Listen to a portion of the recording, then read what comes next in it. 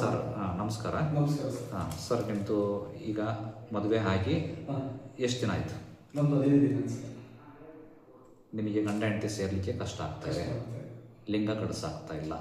ಮದುವೆ ಆಗಿ 15 ದಿವಸ ಆಯಿತು, ನೀವು ಇಲ್ಲಿವರೆಗೂ ಒಂದ್ಸಲ ಸೇರೋಕ್ಕಾಗಿಲ್ಲ, ಹೌದಲ್ಲ? ಬೇಗ ಸ್ಖಲನ ಆಗ್ತಾ ಇದೆ, ಔಟ್ ಆಗ್ತದೆ, ಗಡಿಸಾಗಂಗಿಲ್ಲ. ಅದ್ರ ಸಂಬಂಧ ನಮಗೆ ತೋರ್ಸಕ್ಕೆ ಬಂದಿದ್ದೀವಿ, ಹೌದಲ್ಲ? ನಿಮಗೆ ನಮ್ಮ ಅಡ್ರೆಸ್ ಹೇಳಿದ್ಯಾ? ಹೆಸರು ಹೇಳ್ಬೇಡ್ರಿ ಅವ್ರು ಯಾರ್ದು. ಫ್ರೆಂಡಾ? ಹರಿಹರ ತಾಲೂಕಿನವರು, ನಿಮ್ಮ ಫ್ರೆಂಡು. ನಿಮಗೆ ಆಯ್ತು, ನಿಮಗೆ ಅಡ್ರೆಸ್ ಹೇಳಿ ಕಳಿಸಿದ್ರು. ಅವರಿಗೂ ಇದೇ ತರ ಸಮಸ್ಯೆ ಇತ್ತು. 7 ವರ್ಷ ಆಯ್ತು ಅವ್ರ ಮದುವೆ ಆಗಿ, ಮಕ್ಕಳು ಆಗಿದ್ದಿಲ್ಲ, ಏನಿದ್ದಿಲ್ಲ. ಬೇರೆ ಕಡೆಲ್ಲ ಟ್ರೀಟ್ಮೆಂಟ್ ಅದೇ ಸಣ್ಣ ಪುಟ್ಟ ಡಾಕ್ಟರ್ ಹತ್ರ ತೋರಿಸ್ತಾ ಇದ್ರು, ಮುಜುಗರ ಪಡ್ಕೊಂತ. ಅವ್ರು ನಿಮ್ಮ ವಿಡಿಯೋ ನೋಡಾದ್ಮೇಲೆ, ನಿಮ್ಮ ಹತ್ರ ಬಂದಾದ್ಮೇಲೆ ಅವ್ರಿಗೆ ಹೆಣ್ಣು ಮಗು ಆಗಿದೆ.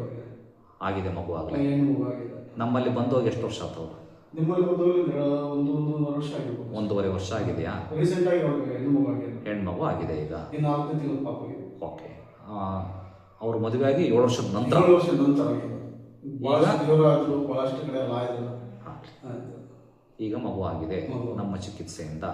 ಹಾಗಾಗಿ ಈಗ ಗಂಡ ಹೆಂಡತಿ ಸಂಸಾರ ಚೆನ್ನಾಗಿ ನಡೆಸ್ತದೆ, ಸಂತೋಷವಾಗಿದ್ದಾರೆ. ಹಾಗಾಗಿ ನಿಮಗೆ ಹೇಳಿ ಕಳಿಸಿದ್ರು, ಇಲ್ಲಿ ಹೋಗ್ರಿ ಪ್ರವೀಣ್ ಬಾಬು ಡಾಕ್ಟರ್ ಹತ್ರ ಅಂತ ಹೇಳಿ ಕಳಿಸಿದ್ದಕ್ಕೆ ತಾವು ಅಂತ ಹೇಳಿ ಕಳಿಸಿದ್ರು. ಸತ್ಯ ತಾನೆ? ಡಾಕ್ಟರ್ ಲಂಚ ಕೊಟ್ಟು ಹೇಳಿಸ್ತದಾರ? ಎಂತದಿಲ್ಲ ಸರ್, ಇದು ಮನಸ್ಫೂರ್ತಿಯಾಗಿ ಹೇಳ್ತಿರೋದು, ಸಂತೋಷವಾಗಿ ಹೇಳ್ತಿರೋದು. ನಮ್ಮ ಜೀವನ ನಿಮ್ಮಲ್ಲ. ಒಳ್ಳೇದಾಗಲಿ, ನಿಮಗೂ ಆರಾಮಾಗ್ತದೆ, ತಲೆ ಕೆಡಿಸ್ಕೊಬೇಡ್ರಿ. ಓಕೆನಾ? ಗುಡ್ ಲಕ್, ಒಳ್ಳೇದಾಗಲಿ ಸರ್.